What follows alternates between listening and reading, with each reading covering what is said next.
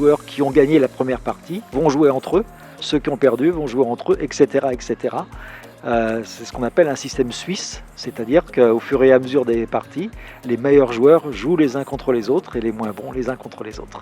Pas un bruit dans la salle, les téléphones doivent être complètement éteints, même en mode vibreur, on est disqualifié.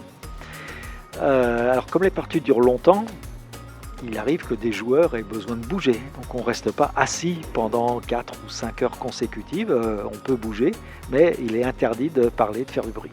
On est vite accroché au bout de 2-3 parties. C'est un peu comme une drogue dure, mais c'est pas dangereux. À un moment donné, on voudrait mesurer notre valeur. Et donc avec des tournois, on a un classement qui donne un chiffre qui s'appelle le classement Elo. Et comme ça, on sait ce qu'on vaut. C'est des parties qui durent de 14h30 jusqu'à 19h si on résiste, si ça dure longtemps, quoi. C'est un sport, les échecs. C'est de l'endurance. On peut jouer 80 coups très bien, puis faire une faute et on a perdu alors qu'on aurait dû gagner, quoi. C'est un tournoi pour s'entraîner à d'autres championnats plus importants. Le championnat de France, les championnats de Ligue et les championnats du Rhône.